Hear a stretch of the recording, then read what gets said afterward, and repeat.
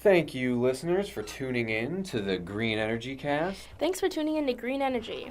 Thank you, everybody, for tuning in to the Green Energy Cast. Thanks for tuning in to Green Energy. This is your host, Chris. Today we have our solar expert, Elle, with us. She's been working in the solar industry for over 15 years and has seen firsthand the changes that have been made. Thanks so much for coming in, Elle. Yeah, you betcha. Thanks for having me.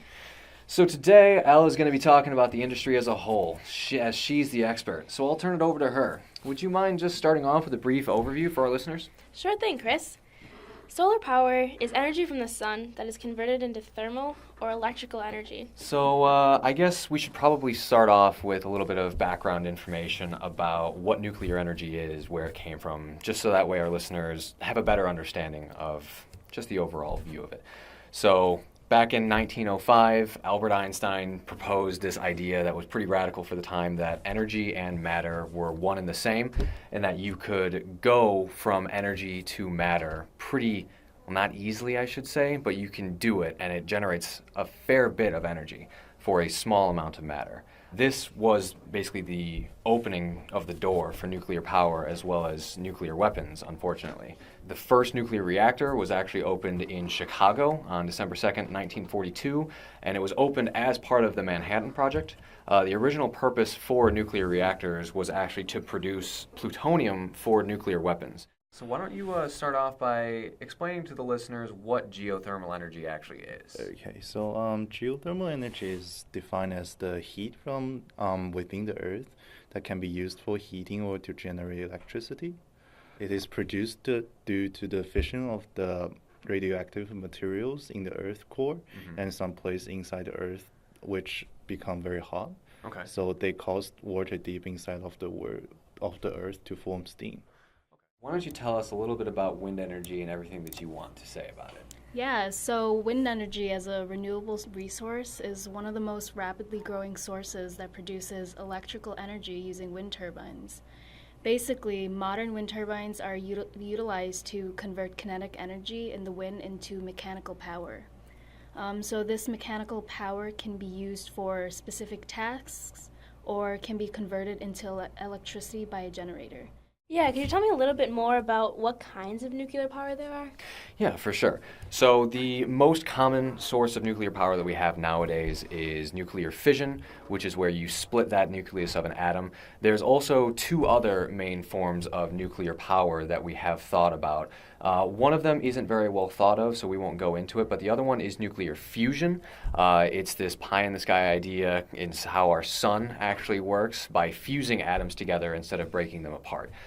It releases a lot more energy, and it could be a great way for us to further the study of nuclear power, but as of right now, it's out of our reach. How can we actually use this heat? How is it helpful to us? Okay, so geothermal energy can be used for heat pumps and also power plants. Okay. So heat pumps, apparently it's going to be used for heating and cooling. So it is also known as the ground source, that our system that use the stable temperature of the earth to heat and cool buildings. So like a few feet below the surface of the earth, the temperature stays at about like 50 degrees Fahrenheit. It is stable, so when geothermal heat pumps use the heat, it is a relatively constant temperature to both heat and cool the buildings and houses. Solar energy is the cleanest and most abundant renewable energy source available, and the U.S. has some of the richest solar resources in the world. Solar technologies can harness solar energy in three main ways: photovoltaics, which generate electricity directly from sunlight via an electronic process and can be used to power anything from small electronics such as calculators and road signs up to homes and large commercial businesses. Secondly, solar heating and cooling, or as I'll refer to it as SHC, and concentrating solar power, CSP, applications.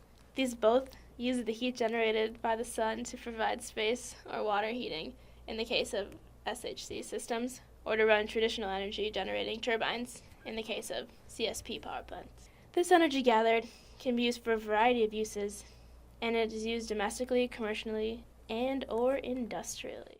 Let's delve into this a bit deeper and talk about some of the pros and cons of wind energy. And we can start with whichever one of those you would like. Yeah, okay, so I will start with the pros. Okay. The use of wind energy has been progressively increasing in the past 30 years, and out of all the renewable energy produced in the US in 2017, 21% came from wind, while just 7% came from solar power. So, although we will be seeing a few disadvantages to wind energy, I believe that the advantages are much more apparent than the disadvantages. Also, much improvements have been made and currently are being made to make wind energy more desirable. The main advantage include unlimited free renewable resource, which is wind itself, economic value, maintenance costs, and placement of wind harvesting facilities. Just like anything, wind energy does have its disadvantages.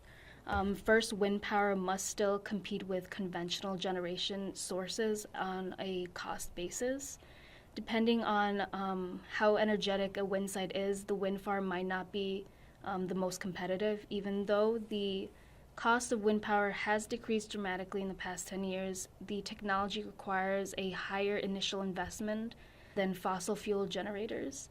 There are 3 cost points that should be considered when installing a wind turbine. The first is the actual manufacturing and installing costs of the turbine itself. The current manufacturing cost of wind turbines that is large enough to power a home are up to $80,000 for a single unit. That's pretty expensive. Yes, it definitely is. And according to the Department of Energy, a utility-scale wind turbine could cost up to $2.2 million per megawatt of capacity. You have nuclear waste, you have nuclear contaminants that could get out into the atmosphere, but then you also have the pros of low carbon emissions to no carbon emissions and things like that. And these all combine to make nuclear power one of the best energies that we have available to us currently, but also one of the ones that has the highest level of stigma to go with it. Indeed. So some of the pros that go with it is that nuclear power is very, very efficient.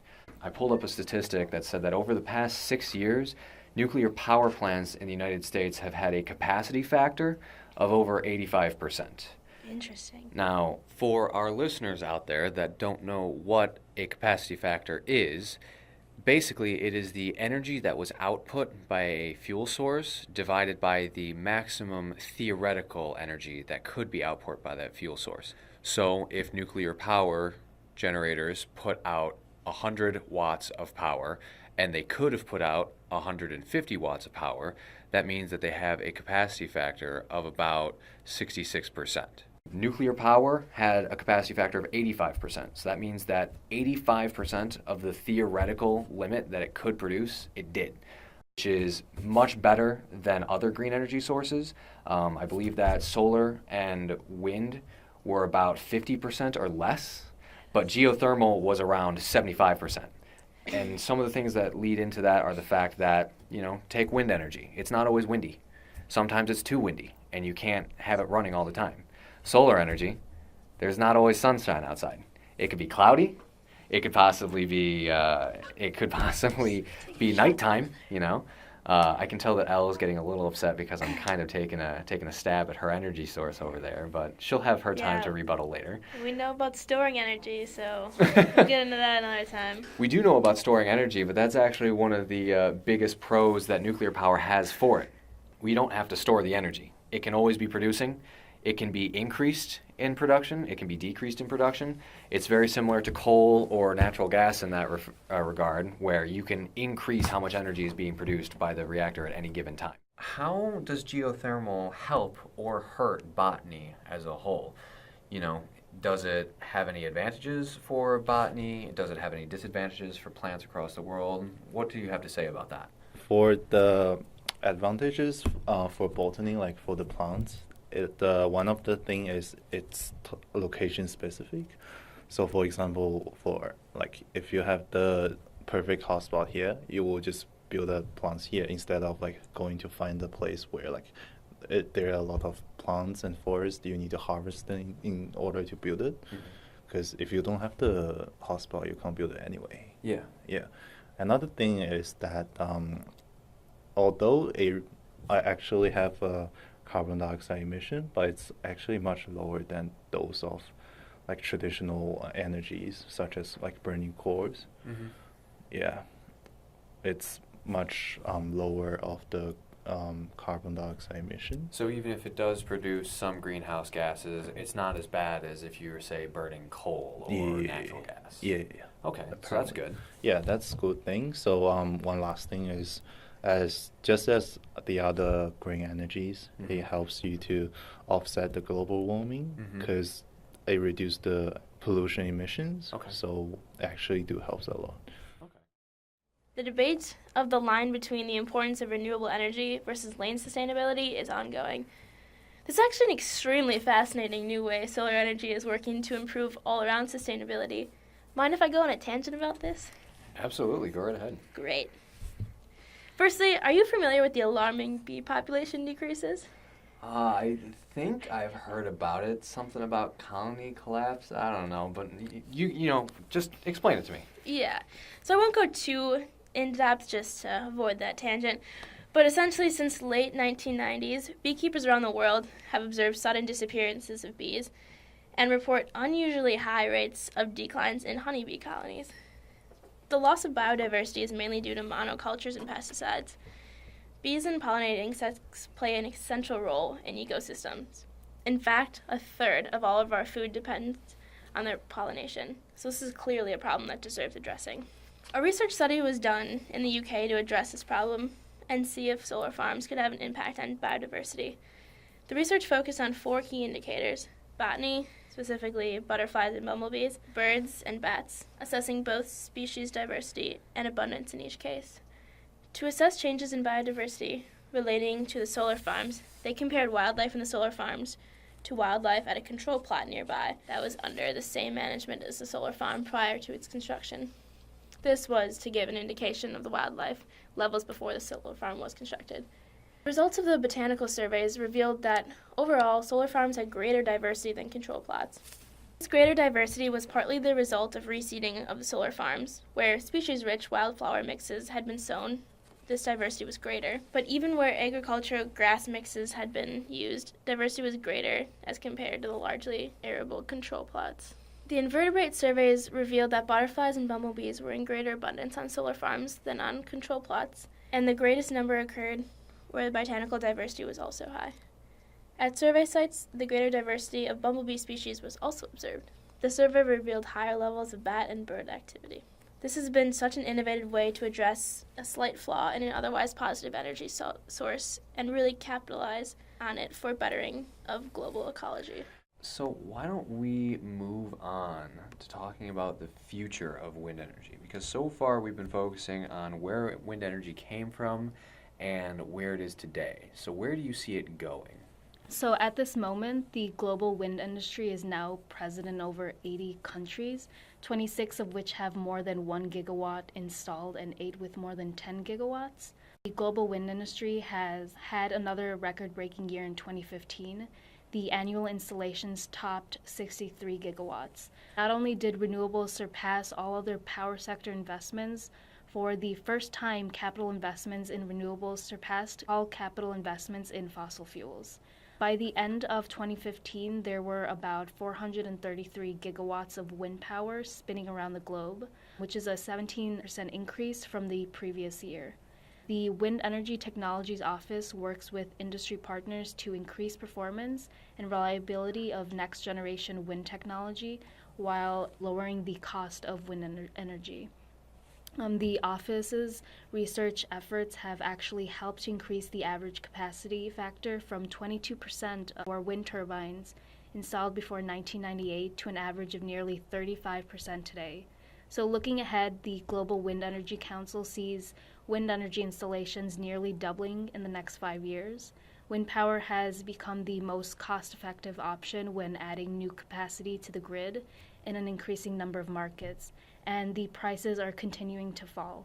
Given the urgency to cut down CO2 emissions and continued reliance on imported fossil fuel, wind power's pivotal role in the world's future energy supply is assured. Thanks, Chris, for all your information. That was great. Thank you, Al. Thank you for coming in very much. Thank you, Chris. Thank you so much for coming in, Al. Yeah, thanks for having me, Chris. thank you for being here, Thanks so much for having me. and we will see you guys next time.